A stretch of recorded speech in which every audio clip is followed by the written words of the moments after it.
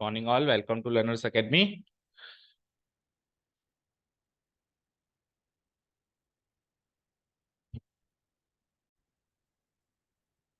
चलो. So the next chapter in our sequence is chapter number 8, application of derivatives. Once we have understood what are application of integrals, not derivatives. Once we have understood, दिख रहा है वहां से? Once we have understood what are integrals, the next thing we need to understand what are their use, what is its use, इसको हम कहाँ पे इस्तेमाल करें. हालांकि इंटीग्रल्स चैप्टर के अंदर ही हमने उसका एप्लीकेशन सीख लिया, कब? डेफिनेट इंटीग्रल्स में. और एक और चीज कहें तो एप्लीकेशन ऑफ इंटीग्रल्स की जगह इस चैप्टर का नाम अगर एप्लीकेशन ऑफ डेफिनेट इंटीग्रल्स कहें तो ज्यादा बेहतर रहेगा. क्यों? क्योंकि हमने क्या सीखा था, दो तरह के इंटीग्रल्स होते हैं. First of all, the first type of integrals is called indefinite integral. दो कैटेगरी सीखी हमने, indefinite integrals and indefinite integrals. ये दो कैटेगरी हमने सीखी, ठीक है. Definite integrals. अच्छा, इनका ज्योमेट्रिक मीनिंग जब हमने सीखा, दोनों का हमने ज्योमेट्रिक मीनिंग सीखा था. अलजेब्रिक मीनिंग तो जो अपन इंटीग्रल्स निकाल रहे हैं वो अलजेब्रिक मीनिंग है ना, लेकिन जब हमने इसका ज्योमेट्रिकल मीनिंग सीखा तो इंडेफिनेट इंटीग्रल्स का ज्योमेट्रिक मीनिंग था फैमिली ऑफ कर्व्स. क्या था? Family of curves. और इसका ज्योमेट्रिक मीनिंग था area under the curve. Area under the curve सीखा था ना. तो जब हमने इसका ज्योमेट्रिक मीनिंग सीखा था, कहीं ना कहीं वहीं पे इसका एप्लीकेशन समझ में आ गया था. तो इस चैप्टर में अपन only and only we will talk about this thing, area under the curve. तो एरिया अंडर द कर्व किसका एप्लीकेशन है? डेफिनेट इंटीग्रल का एप्लीकेशन है, इंडेफिनेट का नहीं है. तो चैप्टर का नाम हम एप्लीकेशन ऑफ डेफिनेट इंटीग्रल्स कह सकते हैं. Okay fine. तो होगा क्या चैप्टर में, आपको एक कर्व दिया हुआ होगा, उसके नीचे का एरिया आपको निकालना होगा. अंडर द कर्व मतलब उससे एंक्लोज्ड एरिया, उस कर्व ने कितना एरिया घेरा हुआ है वो आपको निकालना होगा. Like this is a 2D plane, और लेट्स से कोई भी एक कर्व बना दूं मैं, like this is a curve, ठीक है ना. y equal to f x, y equal to f x. तो आपसे पूछा जाएगा कि इस कर्व द्वारा इंक्लोज्ड एरिया निकालो, या इस कर्व के नीचे का एरिया निकालो. तो इस कर्व के नीचे का एरिया कैसे निकालने? कभी भी एरिया डिफाइन करने के लिए एक बाउंड्री की जरूरत थोड़ा ना होती है भाई. एक बाउंड्री से एरिया डिफाइन थोड़ा ना हो सकता है. जैसे मैंने कहा कि अभी जैसे मकान है, ये रूम है, तो क्या ये एक बाउंड्री से बन गया क्या? इसको हम कैसे बनाते हैं? हम बोलते भी हैं हिंदी में चार दीवारी. क्या बोलते हैं? चार दीवारी. तो इसका एरिया भी डिफाइन करने के लिए, 2D प्लेन पे कुछ भी एरिया डिफाइन करने के लिए चार दीवारी चाहिए. तो ये तो एक ही दीवार हुई एक तरीके से. तो बाकी तीन दीवार कौन कौन सी होंगी? बाकी तीन दीवार होंगी, सबसे पहले जैसे हमने ये जो दीवार डिफाइन करी, ये तो हो गई उस एरिया की छत. क्या हो गई? उस एरिया की छत. छत के बाद छत से अपोजिट होता है फ्लोर या जमीन. तो फ्लोर या जमीन का काम करते हैं बेटा या तो एक्स एक्सिस या फिर y axis. That means coordinate axis. Let say इस समय हम एक्स एक्सिस को क्या कर रहे हैं? छत का और दूसरी दीवार का काम करवा रहे हैं, यानी फ्लोर का काम करवा रहे हैं. अब दो दीवारें और चाहिए, है ना. तो दो दीवारें जो और हम बनाते हैं उनको हम, अगर हमने फ्लोर को एक्स एक्सिस लिया है तो उन दो दीवारों को अपन पैरेलल टू वाई एक्सिस बनाते हैं, लाइक दिस. एक और दो. और अगर इन केस हमने फ्लोर वाई एक्सिस लिया है तो उन दोनों दीवारों को अपन पैरेलल टू एक्स एक्सिस बनाते हैं, और इनको बोला जाता है ऑर्डिनेट्स. क्या बोला जाता है? ऑर्डिनेट्स. लेट्स से ये x equal to a point है, ठीक है ना. y कोऑर्डिनेट तो 0 यहाँ पे, और ये x equal to b point है. और मान लो ऑर्डिनेट्स इस पे बनेंगे तो फिर y इक्वल टू ए और y इक्वल टू बी बनेंगे, क्योंकि उसमें x कोऑर्डिनेट 0 होगा. ठीक है. तो ध्यान से सुनना जो मैं चीज कहने वाला हूं. Area under the curve, area under the curve. Which curve? y equal to f x. y equal to f x के अंडर जो एरिया है, बट सर इससे तो एरिया डिफाइन ही नहीं हुआ. आगे भी सुनो. And the x axis, and the x axis, अभी भी सर एरिया डिफाइन नहीं हुआ. और सुनो, and the ordinates, and the ordinates. Ordinates भी सर दो चाहिए, बिल्कुल दो दे रहे हैं आपको. x equal to a and x equal to b. ये वाला जो एरिया होगा, जो एक दो तीन चार, इन चार दीवारी से घेरा हुआ है, इस एरिया को mathematically definite integral f x d x from the limit a to b कहा जाता है. ये जो एरिया है, देख पा रहे हो? ये जो एरिया है, ये एरिया ये है. तो ये एरिया निकालना है, तो ये निकालना है. इंटीग्रल करना है डेफिनेटली, और डेफिनेट इंटीग्रल अपन पिछले चैप्टर में खूब बार करके आए हैं, विथ और विदाउट यूजिंग प्रॉपर्टीज, वो हम देख लेंगे.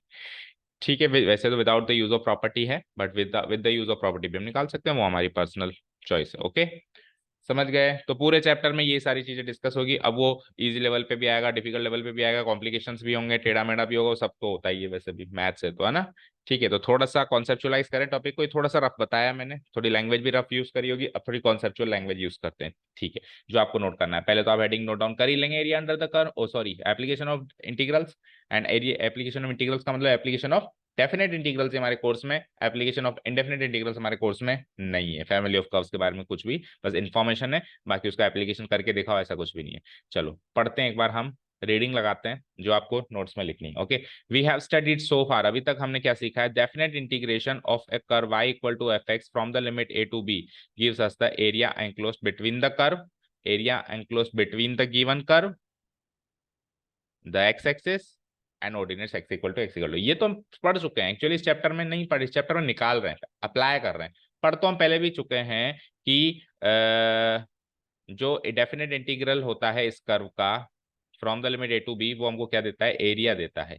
इस given curve y equal to f x, x axis और दो ऑर्डिनेट्स जो गिवन होते हैं, इनके बीच का इंक्लोज्ड एरिया देता है।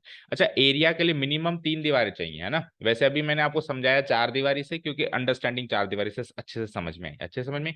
लेकिन देखा जाए तो एरिया के लिए हमको मिनिमम 3 दीवारें चाहिए। 2 दीवारों से एरिया एंक्लोज नहीं होगा, लेकिन 3 दीवारी से हो सकता है, क्योंकि स्मॉलेस्ट पॉलीगन क्या होता है, ट्रायंगल होता है, ट्रायंगल होता है ना। तो 3 दीवारी तो मिनिमम चाहिए ही चाहिए, उससे ज्यादा 4 दीवारी भी हो सकती है, 5 भी हो सकती है, 6 भी हो सकती है, 7 भी हो सकती है, वो भी अपन अलग अलग अलग अलग केस देखेंगे उसको कैसे सॉल्व करना है। ठीक है, डन। बोलने में आता है 4 दीवारी, बोलने में आता है 4 दीवारी, लेकिन मिनिमम 3 दीवारी, और फिर मैक्सिमम तो कोई लिमिट ही नहीं, कितनी भी दीवारों से एरिया एंक्लोज किया जा सकता है। ओके, पर 2 दीवारों से नहीं किया जाएगा। ठीक है, चलो। So the most important application of definite integrals is area function, जो हमने एरिया फंक्शन डिस्कस किया था लास्ट चैप्टर के अंदर भी, एरिया फंक्शन, वो एरिया फंक्शन ही डेफिनेट इंटीग्रल का सबसे इंपॉर्टेंट एप्लीकेशन है जो हम पढ़ने वाले हैं। और उसके टोटल 3 केसेस हम पढ़ेंगे यहाँ पे। कितने केसेस पढ़ेंगे, 3। पहला केस तो जनरल केस है, जो अभी मैंने रफली भी ड्रॉ कर दिया था। फिर दूसरा क्या हो जाएगा, उसका बिल्कुल फ्लिप्ड केस हो जाएगा, y becomes x and x becomes y, मतलब y एक्सिस के सिमेट्रिक हो जाएगा, अभी वो x एक्सिस का सिमेट्रिक था।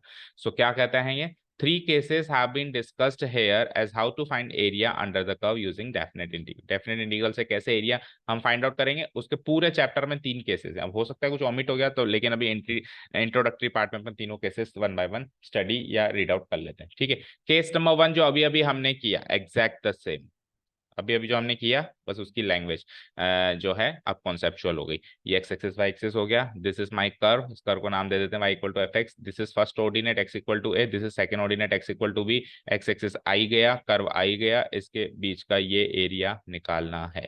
समझे, ओके। अच्छा, इसका बहुत इंपॉर्टेंट एप्लीकेशन है। देखो, हमने एरिया ऑफ रेक्टेंगल निकालना सीख लिया, लेंथ इनटू ब्रेड्थ, हमने एरिया ऑफ स्क्वायर, ट्रेपेजियम, बहुत सारी चीजें निकालनी सीखी, लेकिन प्रैक्टिकल जब हम वर्ल्ड में गए, सपोज करो हम इंजीनियर बन गए, ये छोटे से पटवारी भी बन गए जो खेतों का एरिया नाप के आता है, तो वहां पे आपको क्या बने बनाए रेक्टेंगल मिलते हैं एरिया नापने के लिए, वहां पे टेढ़े मेढ़े एरिया मिलते हैं। मेरा खेत यहाँ से जा रहा है, यहाँ से घूम गया, वहां से घूम गया, तो उसका एरिया उसको नाप के बताना है, उसका काम है। तो वो अगर ये सब पढ़े के नहीं जाएगा, या इसको नहीं पता कि कर्व के अंदर का एरिया कैसे निकालते हैं, तो केवल एरिया ऑफ रेक्टेंगल और एरिया ऑफ स्क्वायर से उसका काम नहीं बनेगा ना। ठीक है, तो इसका बहुत इंपॉर्टेंट, एक्चुअल एरिया ऐसे ही होते हैं रियल वर्ल्ड सिचुएशन में, ना कि बने बनाए रेक्टेंगल या ट्राइंगल। ठीक है ना। अभी जैसे हमारी ये रेसिडेंशियल कॉलोनीज है, यहाँ पे तो क्या होता है, जो प्लॉट होता है वो रेक्टेंगुलर होता है, तो वो अभी ये पहले ये भी खेत ही होगा कोई ना कोई, उस खेत को फिर गवर्नमेंट ने क्या किया, एक स्ट्रक्चर वे में तैयार कर दिया।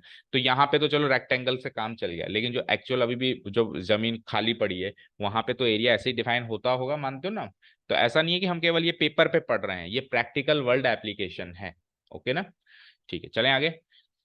सो फर्स्ट केस देख ही लिया आपने। अच्छा सुनो, अगर ये x इक्वल टू a है, ध्यान से सुनना, तो ये लेंथ f ऑफ a होगी, मानते हो, मानते हो नहीं मानते हो, क्यों ऐसा होता है, बिकॉज जनरली हम इसके कोऑर्डिनेट्स x y मानते हैं, और y को उन्होंने f ऑफ x किया है, y को उन्होंने f ऑफ x किया, और x यहाँ पे a है, x यहाँ पे a है, तो इसके coordinates a f of a होंगे, होंगे, यानी कि ये जो हाइट होगी ये f ऑफ a होगी, ये सुनो। सिमिलरली ये जो हाइट होगी वो f ऑफ b होगी, मानते हो आप, मानते हो।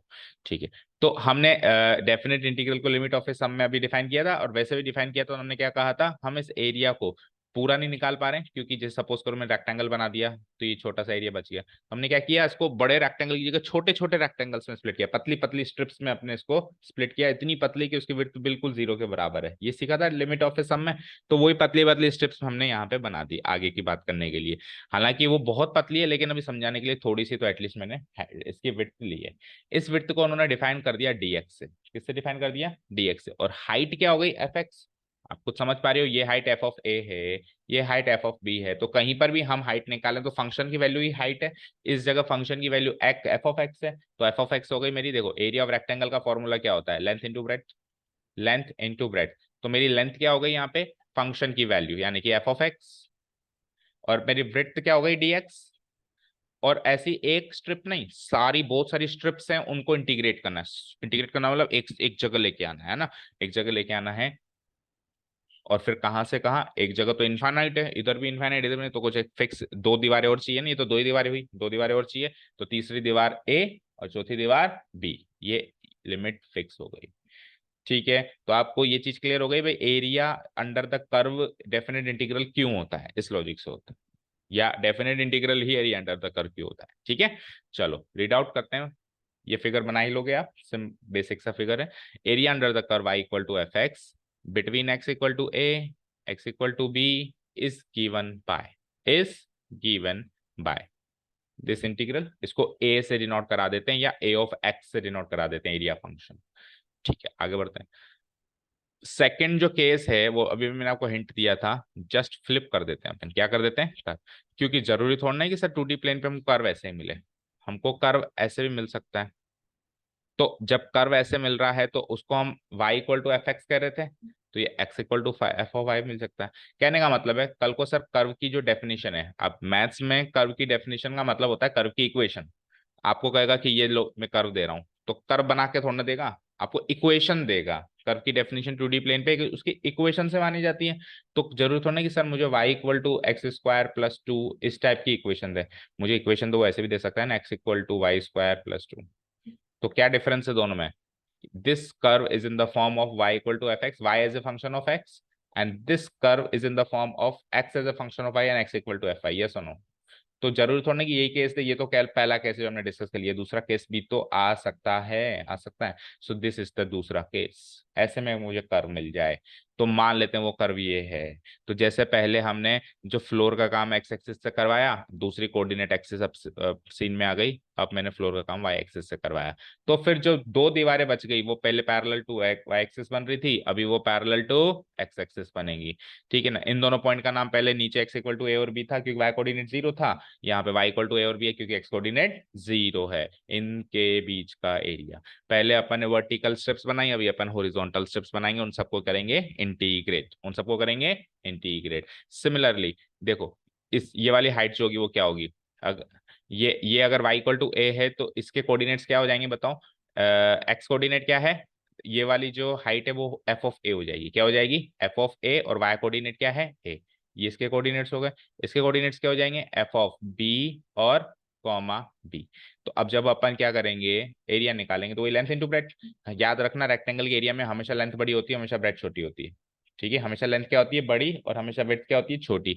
तो ये लेंथ है और ये ब्रेथ है। पिछली बार जो था उल्टा था, पिछली बार क्या थी, ये लेंथ थी और ये विड्थ थी, क्योंकि लेंथ हमेशा छोटी विड्थ हमेशा, ओ लेंथ हमेशा बड़ी विड्थ हमेशा छोटी। तो अब की बार जो लेंथ इंटू ब्रेथ करेंगे तो छोटी चीज दोनों डायमेंशन में जो छोटी है वो dy है, जैसे उसमें dx हो गई थी तो इसमें dy। और जो लेंथ हो जाएगी वो क्या हो जाएगी, f of a, f of b, ऐसे अलग अलग करते करते that means f of y. So f of y dy हो जाएगा, गेम ओवर, लिमिट वही ए टू बी। ये हो जाएगा दूसरा केस, ये हो जाएगा दूसरा केस। ठीक है ना, here area under the curve x equal to f of y between the points y equal to a and y equal to b is given by this formula. इसको फॉर्मूला कह देते हैं, है ना, डेफिनेट इंटीग्रेशन का formula, जिसको अपन a या फिर a ऑफ x भी कह सकते हैं। यहाँ तक कोई डाउट है क्या। सो दो केस हमने डिस्कस कर लिए, तीसरा और फाइनल केस क्या है जिसमें क्या होता है अब बात करते हैं, और इम्पोर्टेंट वो है, लेकिन मुझे ऐसा लग रहा है तीसरा केस कट गया आपके, मुझे ऐसा लग रहा है। देखते हैं अभी अपन, मैंने नई बुक पुरानी बुक खोली अभी तो।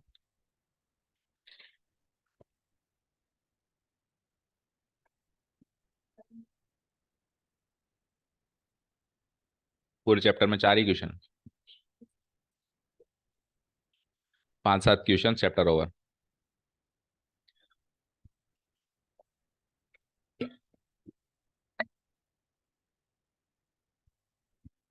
ठीक है, चलो तीसरा केस डिस्कस करते हैं। देखो, उससे पहले कुछ बात करते हैं, इसको कॉन्सेप्चुलाइज करने से पहले कुछ रफली बात करते हैं ना। तो मुझे एक चीज बताना आप, this is a 2D plane. Okay, okay. For example, for example इस पॉइंट के कोऑर्डिनेट्स मान लेता हूं मैं 5,7। तो जस्ट इसके नीचे जब मैं आऊंगा, इसकी मिरर इमेज बना दूं मैं, लेट्स से, तो उसके कोऑर्डिनेट्स क्या होंगे? 5,-7 होंगे, नहीं होंगे? होंगे। ठीक है।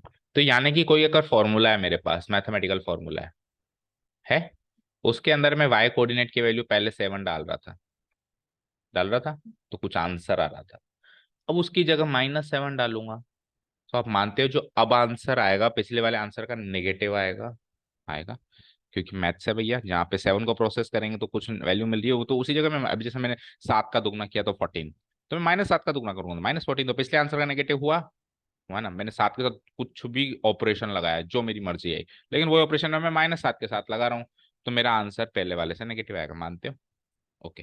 तो ये कहता है, तीसरा केस ये कैसे कहता है कि आप साहब एरिया अंडर द कर्व की बात कर रहे हो, तो कर्व जो होता है एक्स एक्सिस के ऊपर ही ऊपर होता है, ऐसा किसने कहा? एक्स एक्सिस के नीचे भी तो दुनिया है, उसके अंदर भी तो कर्व हो सकता है, उसके नीचे भी तो कर्व हो सकता है। तो कल को कर्व नीचे है या आधा ऊपर और आधा नीचे है, ठीक है? और ऑर्डिनेट्स तो जरूरी थोड़ी ना ओरिजिन के बाद से ही शुरू हो, ओरिजिन से पहले से भी तो ओरिजिन शुरू हो सकते हैं, लेकिन जैसे कि फॉर एग्जांपल एक ऑर्डिनेट तो शुरू हुआ यहां से और एक ऑर्डिनेट खत्म हुआ यहाँ पे। तो अब area under the curve define कैसे करोगे और निकालोगे कैसे? तो डिफाइन तो ये हो गया, देखो ऑर्डिनेट कर्व और एक्स एक्सिस के बीच के एरिया की बात हुई थी। तो ये वाला एरिया देखो, ऑर्डिनेट कर्व और एक्स एक्सिस के एंक्लोज्ड एरिया है या नहीं है? और ये वाला एरिया भी है ना? तो मैं टोटल एरिया की बात करूंगा तो इस एरिया और इस एरिया को एडअप करना पड़ेगा। जो एरिया एक्स एक्सिस के ऊपर है उसमें मुझे कोई टेंशन नहीं है, जैसे मैं निकाल रहा था वैसे निकाल लूंगा।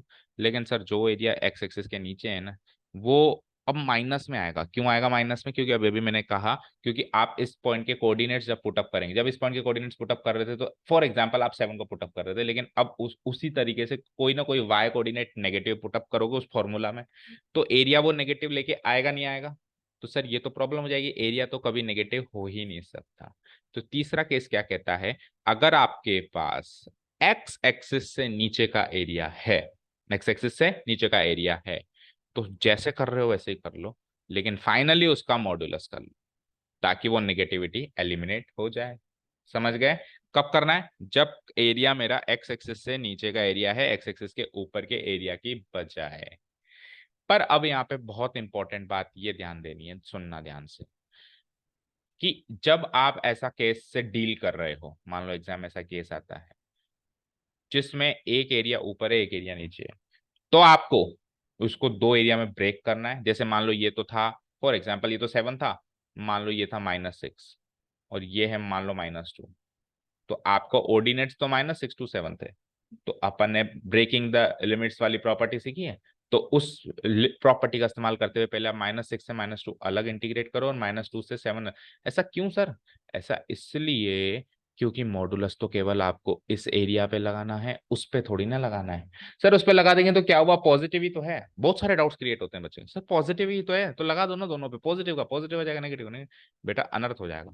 अब कैसे? सुनना ध्यान से। करना क्या है पहले सुनो, करना क्या है? इस एरिया, इस एरिया को एडअप करना है।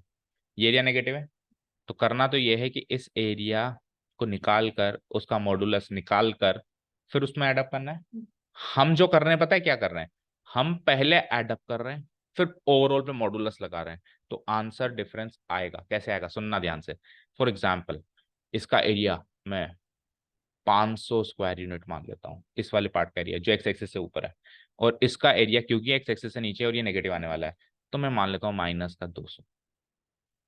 अब करना क्या है? नहीं, बच्चे क्या कर रहे हैं पता है? बच्चे क्या कर रहे हैं, सिर्फ दोनों को ऐड करके होल पे मॉडुलस लगा लो, क्योंकि पॉजिटिव का तो पॉजिटिव ही होता है ना।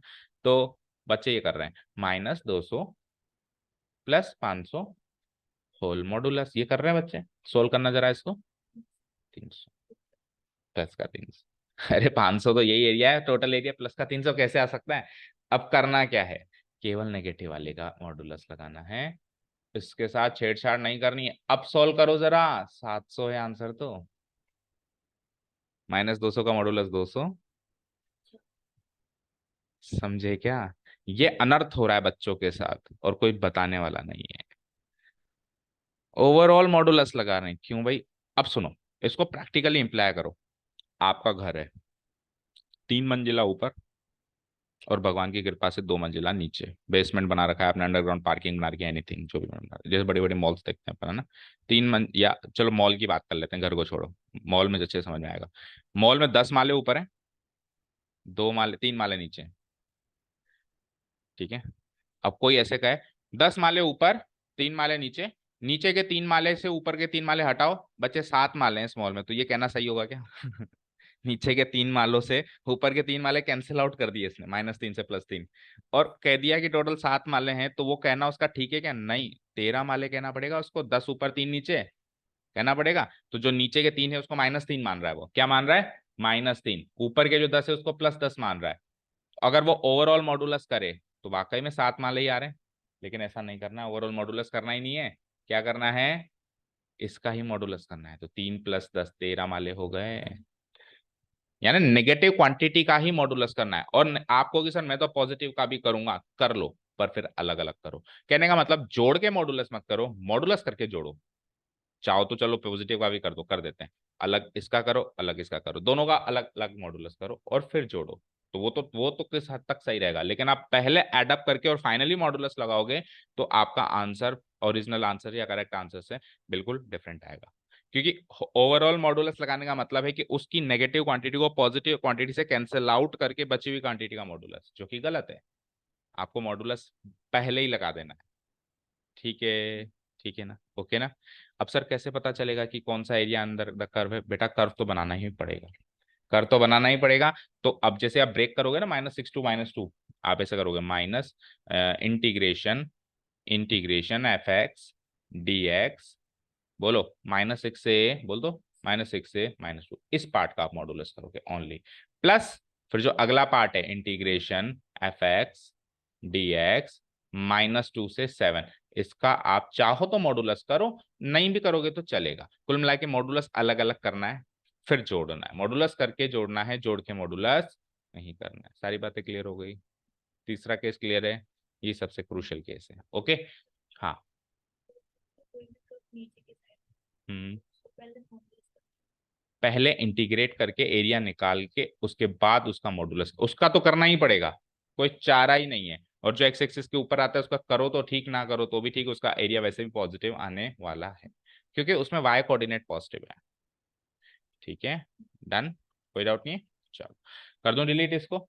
चलो कॉन्सेप्चुअल नॉलेज ले लें इसकी, जो हमको नोट करना है, करीब करीब जो मैंने बात कही वही है, बट फिर भी रीड आउट कर लेते हैं। सो तीसरा केस कुछ ऐसा है, जिसमें x = a से लेके b तक इंटीग्रेट करना था, लेकिन c पॉइंट पे वो ब्रेक ऐसे हो रहा है कि a से c तो वो नीचे है और c से b वो ऊपर है। डन, ठीक है। विड्थ वही dx, area under the curve है, कर्व भी वही है, ऐसा नहीं है कि कर्व अलग अलग है।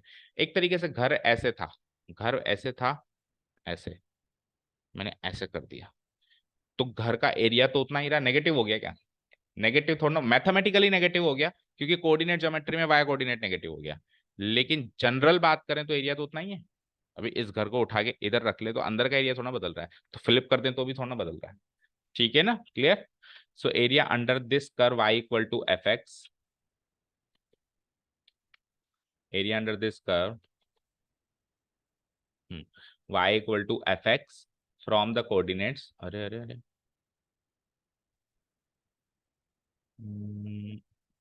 क्या, हाँ ये रहा, area under the curve y = fx between the point x = a x = b is given by this thing. देखो देखो देखो देखो, a से लेके c जो x एक्सिस के नीचे है, उसका उस उस कर्व की डेफिनेशन बाय डिफॉल्ट ही ये होगी, मतलब इसका आंसर नेगेटिव निकल के आएगा कुल मिला के।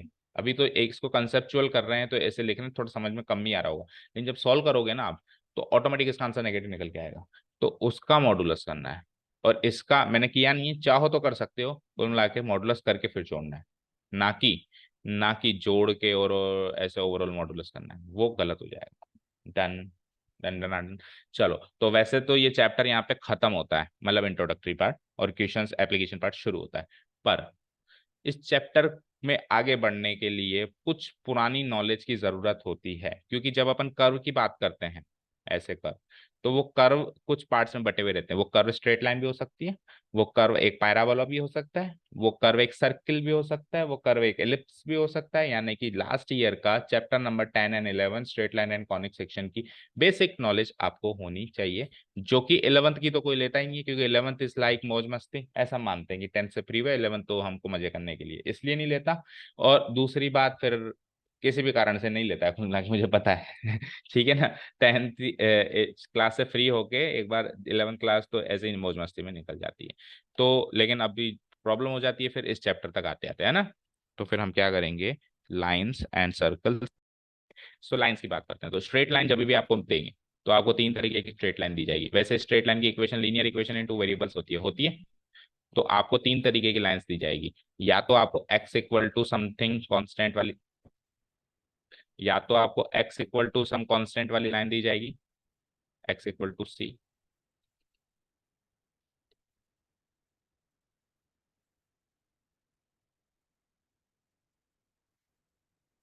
या तो आपको x इक्वल टू,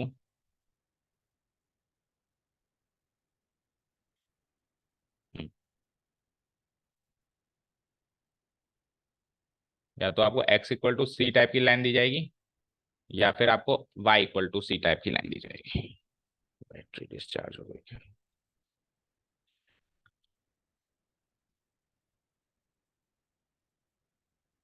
ठीक है।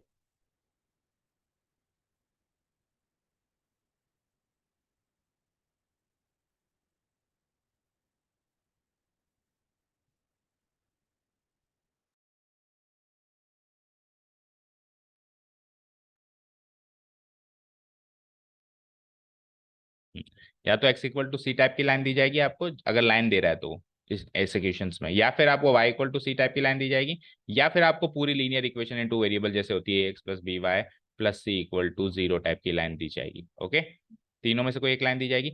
x equal to c type की लाइन क्या होती है, जिसमें x कोऑर्डिनेट कुछ गिवन है, y कोऑर्डिनेट गिवन ही नहीं, क्योंकि y कोऑर्डिनेट इनफाइनाइट है। ऐसी लाइन को कहते हैं पैरेलल टू y एक्सिस, ऐसी लाइन को कहते हैं पैरेलल टू x एक्सिस।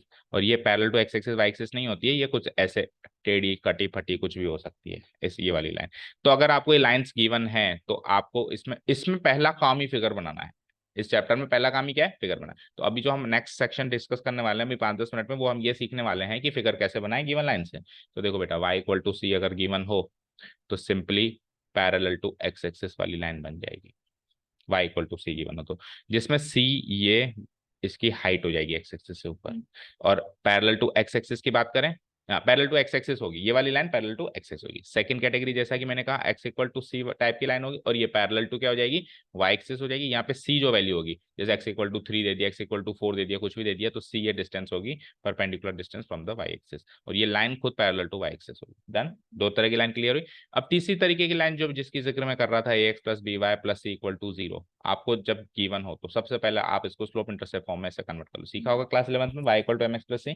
जैसे ही हमने y equal to M x plus c में कन्वर्ट किया तो c क्या होता है यहाँ पे, y इंटरसेप्ट, y c क्या होता है यहाँ पे, आपको आपकी लाइन ने y को कहाँ काटा वो वैल्यू होती है, और m क्या होता है इसका स्लोप।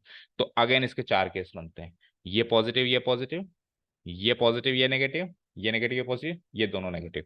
सुनो ध्यान से, जब दोनों पॉजिटिव है, जब दोनों पॉजिटिव है तो, दोनों पॉजिटिव हैं, देखो जब स्लोप पॉजिटिव होता है तब एक्स एक्सिस के पॉजिटिव साइड एंगल जो बनेगा वो एक्यूट बनेगा, क्योंकि स्लोप होता है टेन थीटा।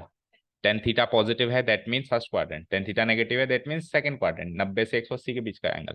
तो अगर ये पॉजिटिव है तो लाइन आपकी कुछ ऐसी बनेगी जिसमें ये वाला एंगल एक्यूट एंगल होगा, और जब ये नेगेटिव है तो ये एंगल ऑब्ट्यूज हो जाएगा, something like this. Positive side of x axis के साथ ऑब्ट्यूज एंगल बनेगा, क्योंकि टेन ऑफ एक ऐसा एंगल जो सेकंड क्वाड्रेंट में लाया कर है, जैसे टेन ऑफ 120 टेन ऑफ 130, वो इसका आंसर नेगेटिव होगा, होगा ना, तो स्लोप नेगेटिव यानी कि एंगल ऑब्ट्यूज बन रहा है। ठीक है, समझ में आ गई बात। ठीक है, तो ये हो गई पहली चीज। ये पॉजिटिव कब होगा, जब लाइन ऐसे काट रही है, और ये नेगेटिव कब होगा, जब लाइन ऐसे काट रही है। ये नेगेटिव हो गया। तो चार तरीके की लाइन का डिस्कशन कर लेते हैं फटाफट। जब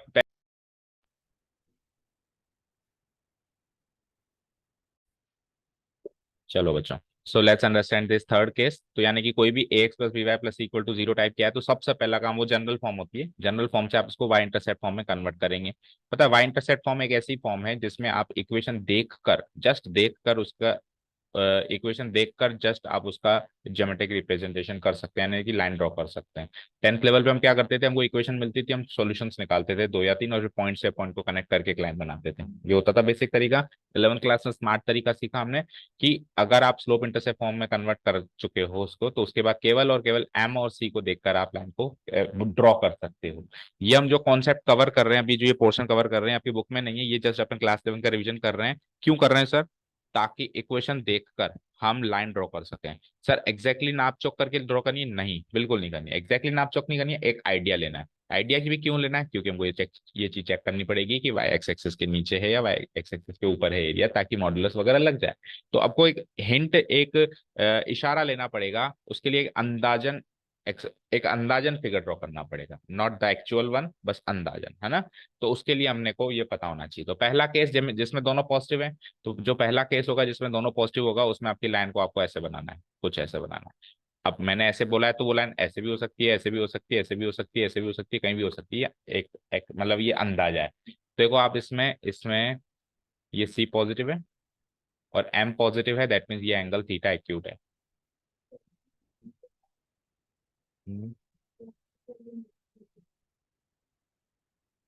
लाइन तो क्रॉस करेगी ना बेटा, बट वाई इंटरसेप्ट है, सी एक्स इंटरसेप्ट नहीं है।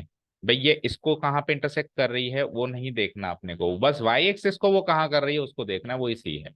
तो सी ग्रेटर देन जीरो है, एक्स एक्सिस के ओरिजिन से ऊपर कर रही है। ठीक है। और एम पॉजिटिव है, स्लोप पॉजिटिव है, दैट मीन्स एंगल जो है वो थीटा जो है वो एक्यूट है, वो क्या है, एक्यूट है। ठीक है, पहला केस कवर हुआ। दूसरा केस, ये तो पॉजिटिव है बट ये नेगेटिव है, तो आप इमेजिन करो लाइन नीचे आ जाएगी। एक्यूट आज एंगल आज भी एक्यूट है, बट ये सी जो ऊपर था वो आज की तारीख में नीचे है, समझ गए। This is the second case, this is the second case. ऐसी लाइन ड्रॉ कर देना। अब एग्जैक्ट नापचोक नहीं करनी, बस आपको ड्रॉ ऐसी कर देनी है, फिर उससे हिंट मिल जाएगा कि एरिया कैसे कैसे चल रहा है। तीसरा केस, अब ये दोनों पॉजिटिव ले लिया, अब इन तीसरे चौथे केस में स्लोप आप ले लो नेगेटिव। स्लोप नेगेटिव में वाई इंटरसेप्ट पॉजिटिव, और स्लोप नेगेटिव में वाई इंटरसेप्ट नेगेटिव। ठीक है। तो slope negative, y intercept positive. तो स्लोप नेगेटिव जैसे ही मिल जाए, समझ लेना positive side of x axis के साथ ऑब्ट्यूज एंगल बनेगा। एंड देन ये वाई इंटरसेप्ट पॉजिटिव है, इसके ऊपर है। अब दोनों नेगेटिव में लाइन कुछ ऐसे बनेगी, ये कि ये ऐसे पैरेलल शिफ्ट हो जाएगी नीचे। ठीक है। स्लोप भी नेगेटिव और वाई इंटरसेप्ट भी नेगेटिव, तो slope negative that means angle obtuse, और y intercept negative that means ये कट जो है एक वाई एक्सिस को नीचे लगेगा। तो चारों डिस्कस हो गए। एक ही ग्राफ पे हम चारों बनाना चाहें तो देखो, जब स्लोप पॉजिटिव और वाई इंटरसेप्ट भी पॉजिटिव, तो कुछ ऐसी बनी थी। जब स्लोप पॉजिटिव और वाई इंटरसेप्ट नेगेटिव, कुछ ऐसी बनी थी। फिर जब स्लोप पॉजिटिव और नहीं स्लोप नेगेटिव, ये ऐसी बनी थी। स्लोप नेगेटिव और वाई इंटरसेप्ट पॉजिटिव, कुछ ऐसी बनी थी। और जब स्लोप भी नेगेटिव, वाई इंटरसेप्ट नेगेटिव, कुछ ऐसी बनी थी। अब ये बिल्कुल एग्जैक्ट ये है ऐसा नहीं कह रहा हूँ, बस इस टाइप की बनेगी। तो ये चार तरीके की लाइन आपको जस्ट इक्वेशन देखकर बनानी आनी चाहिए, और इस फॉर्म में ना हो। In case y x equal to a, x equal to c some constant, और y equal to c some constant के टाइप में हो, तो parallel to x axis, parallel to y axis, ये लाइंस भी आपको देखकर ड्रॉ करनी आनी चाहिए। तो लाइंस के बारे में पूरी नॉलेज हो गई। अब लाइंस के बाद में नॉलेज हो गई, तो उसके बाद अगली चीज जो अपने को इस चैप्टर में अपने को मिलेगी, वो मिलेगा सर्किल, और एक आखिरी चीज मिलेगी पैराबोला, दैट्स इट, इसके अलावा कुछ नहीं मिलेगा। तो सर्किल की इक्वेशन से हम कैसे पता करेंगे, जो भी सर्किल की इक्वेशन होगी उसको पहले इस स्टैंडर्ड फॉर्म में कन्वर्ट करना पड़ेगा। क्या स्टैंडर्ड फॉर्म होती है, एक्स माइनस एच का whole square plus y minus k का whole square equal to r square, जहां पे एच कोमा के उसका सेंटर होता है और आर उसकी रेडियस होती है। तो जैसे हमको इक्वेशन होगी उसको पहले इस फॉर्मेट में कन्वर्ट करना, कन्वर्ट करके फिर आपको पता चल जाएगा ना एच कोमा के का है। जैसे एच कोमा के आ गया 2,3, तो आप आइडिया से फर्स्ट क्वाड्रेंट में लगा दोगे। मान लो -2,3 आ गया, तो आप सेंटर यहाँ लगा दोगे, और रेडियस भी अंदाजे से पता चल जाएगा, उतनी दूरी पर करके आप एक सर्कल ड्रॉ कर दोगे। तो सर्किल की क्लियर हो गई, सर्किल की इक्वेशन। बोलो क्या सर्किल की इक्वेशन। प्लस आर स्क्वायर, जहां पे वेयर ये भी बताना चाहिए इसमें। अब ज्यादा डिस्कस नहीं करेंगे क्योंकि 11th नहीं पढ़ रहे हैं अपन, तो बस रिकॉल कर रहे हैं ना। एच कोमा के सर सेंटर है और आर क्या है, रेडियस है। अब इलिप्स ले लो, तो सर्किल और इलिप्स में क्या डिफरेंस होता है? बोलो भाई, क्लास 11th वालों, सर्किल और 11th इलिप्स में क्या डिफरेंस होता है? अब ये भी पढ़ा है। हाँ, अरे तो इंट्रोडक्शन तो दे दिया। अरे इलिप्स के बारे में तो बता दिया, कट नहीं करके दिखाया था क्या? चारों कॉनिक सेक्शन बना के नहीं बताए थे क्या? मैं तो बस दोनों का डिफरेंस पूछ रहा हूँ। तो सर्किल क्या होता है, उसका ये विस्तार और ये विस्तार बराबर होता है, जितनी उसकी एक तरीके से ऊंचाई है या चौड़ाई है उतनी ही लंबाई है। इलिप्स की लंबाई चौड़ाई अलग अलग होती है, जैसे लंबाई ज्यादा हो गई चौड़ाई कम हो गई, या चौड़ाई ज्यादा हो गई लंबाई कम हो गई। तो जब मैं ऐसा काम करता हूँ कि उसका ये हॉरिजॉन्टल विस्तार और ये वर्टिकल विस्तार, अभी इसका देखो ये हॉरिजॉन्टल विस्तार और वर्टिकल विस्तार बराबर है, जितना इधर उतना इधर। तो उसको मैं चेंज कर दूं, हॉरिजॉन्टल विस्तार और वर्टिकल विस्तार को चेंजेस कर दूं, तो कुछ ऐसा फिगर बन जाएगा। देखो ये इसका हॉरिजॉन्टल विस्तार ज्यादा हो गया, वर्टिकल कम हो गया, या फिर कुछ ऐसा फिगर बन जाएगा, अभी रफली बना रहे हैं, जिसमें वर्ट हॉरिजॉन्टल कम हो गया वर्टिकल ज्यादा। तो ये होते हैं एलिप्स, ये डिफरेंस होता है। तो उसमें क्या होगा, इसका जो इक्वेशन आपको गिवन होगी वो कुछ ऐसी गिवन होगी। जब ए ग्रेटर देन बी है, ए होता है इसका हॉरिजॉन्टल विस्तार और बी होता है इसका वर्टिकल विस्तार। जब ए ग्रेटर देन बी है तो ऐसे चौड़ाई में बनेगा, और जब बी ग्रेटर देन ए है तो कुछ ऐसा बनेगा। ठीक है, इसमें ये कोऑर्डिनेट्स होंगे, हमको स्टैंडर्ड इलिप्स ही देगा। स्टैंडर्ड इलिप्स में क्या होता है कि ये एक्स एक्सिस ये वाई एक्सिस और इनका जो इंटरसेक्शन है वो ओरिजिन पे देगा हमेशा। इसके बाद का हमारा कोर्स में ना 11th में है ना 12th में। ठीक है, तो ये ए कोमा जीरो, ये माइनस ए कोमा जीरो, ये जीरो कोमा भी, ये जीरो कोमा माइनस बी, इसमें बस ए बड़ा है बी छोटा है, इतना डिफरेंस है। इसमें ए छोटा है और बी बड़ा है, बस इतना डिफरेंस है ना। इक्वेशन इसकी कैसे बनती है, इसकी इक्वेशन बताओ। हाँ, a square plus y square upon b square equal to 1, that's it. ये इसकी इक्वेशन याद रखनी है। बस इसमें आपको याद रखना है कि एक्स के नीचे वाला ए है, वाई के नीचे वाला बी है, उस हिसाब से आपको कर्व बना देना है। इक्वेशन गिवन होगी, उसको आप इस फॉर्मेट में कन्वर्ट कर लीजिएगा और फिर ऐसा कर्व बना दीजिएगा। कर्व बन गया तो उसके बाद फिर आप एरिया में हिंट्स ले लेंगे। Last but not the least, 4 तरह के पैराबोला बता दो फटाफट, इससे बाहर फिर कुछ नहीं है। 4 तरीके के पैराबोला होता है, rightward facing, leftward facing, upward facing and downward facing. अगर राइटवर्ड फेसिंग है तो उसकी इक्वेशन कुछ ऐसी होगी, y square equal to 4ax।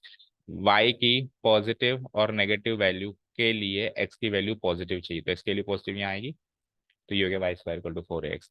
Rightward के बाद आ जाओ leftward facing, y square equal to -4ax। इसमें क्या हुआ, वाई की पॉजिटिव और नेगेटिव वैल्यू के लिए एक्स की वैल्यू नेगेटिव आ रही है। जैसे यहाँ से मैं एक्स वाई की वैल्यू -2 भी डाल दूं तो उसका स्क्वायर करूंगा और इक्वल टू -4ax लिखूंगा, तो एक्स की वैल्यू निकालूंगा तो -4a से डिवाइड हो जाएगा ये, तो एक्स की वैल्यू नेगेटिव आएगी। आएगी ना, देखो आ रही। Leftward facing, upward facing, downward facing में ये एक्स हो जाता है और वो वाई हो जाता है ना। X square equal two plus का 4ax में अपवर्ड फेसिंग और 4ay में अपवर्ड फेसिंग और माइनस का 4ay में नेगेटिव। इसमें क्या होता है, एक्स की नेगेटिव और पॉजिटिव वैल्यू, क्योंकि उसका स्क्वायर कर दिया के लिए वाई की वैल्यू पॉजिटिव आती है, वाई की वैल्यू पॉजिटिव मतलब एक्स एक्सिस के ऊपर आता है। ओके, ठीक है, ये भी हमारे लिए स्टैंडर्ड ही होगा और स्टैंडर्ड ही हमारे कोर्स में। स्टैंडर्ड क्या होता है, जिसका वर्टेक्स बिल्कुल ओरिजिन पे लाया करता है। ठीक है, ओके। और एक last but not the least, downward facing, जिसमें x square equal to -4ay। इसमें क्या होता है, एक्स की पॉजिटिव और नेगेटिव वैल्यू के लिए वाई की वैल्यू नेगेटिव आएगी, इसको सॉल्व करेंगे तो वाई नेगेटिव आएगा, दैट मीन्स नीचे की साइड आएगा। सो ये 4 तरीके के पैराबोला, सर्किल, 2 तरीके के एलिप्स। ठीक है, ये हमारे कोर्स से बिल्कुल बाहर है ना। ठीक है, क्या क्या बोलो, 4 तरीके के पैराबोला, y square equal to 4x -4x, x square equal to 4ay -4ay। एक सर्किल जिसकी इक्वेशन x माइनस एच का स्क्वायर वाई माइनस के का square equal to r square. उसके बाद एलिप्स जिसकी equation x square by square plus y square by b square equal to r square. Plus straight lines के कितने cases हो गए, एक तो पैरेलल वाला case x equal to C Y equal to C, और उसके बाद y equal to M x plus C, जिसमें स्लोप्स एंड उसको करके 4 तरीके की लाइन्स बन रही है। ये सब हमको आता है, तो फिर हमको इस चैप्टर का ट्यूशन स्टार्ट करना आता है बस, क्योंकि ये पढ़ लेंगे तो क्वेश्चन स्टार्ट हो जाएगा। क्योंकि प्लेटिना हटा के अभी साइड में करके आओ।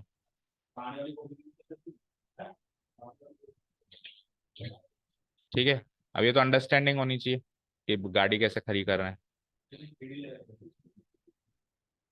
तुम ही बोल दो, तुम जब लगा रहे हो तो तुम ही कह दो भाई साइड में लगा दे, मैं क्या बोलूँ, ये तो अंडरस्टैंडिंग सी बात है। छोटे बच्चे थोड़ी ना जिनको ये बात भी बोलनी पड़े। ठीक है, तो इतनी नॉलेज है ना, तो आपका क्वेश्चन आप स्टार्ट कर सकते हो। खत्म कैसे करना है, खत्म तो इंटीग्रेशन से करना है। ओके, क्या होता है इस चैप्टर में प्रॉब्लम क्या होती है, इंटीग्रेशन पढ़ा दिया बच्चे को, डेफिनेट इंटीग्रेशन पढ़ा दिया, लेकिन क्वेश्चन ही स्टार्ट नहीं हुआ। है ना, बात का काम तो आता है, पहले का काम तो सीखें। तो पहले का काम 11th की नॉलेज से, ये छोटा मोटा अपने 5-10 मिनट में जो रिकॉल किया, ये अपने को क्वेश्चन स्टार्ट करवाएगा और खत्म इंटीग्रेशन से होगा। कल अपन पहली एक्सरसाइज का पहला क्वेश्चन से स्टार्ट करेंगे। ओके, चलो, thank you so much for listening to us, have a nice day, keep learning and आइए 11th वाले।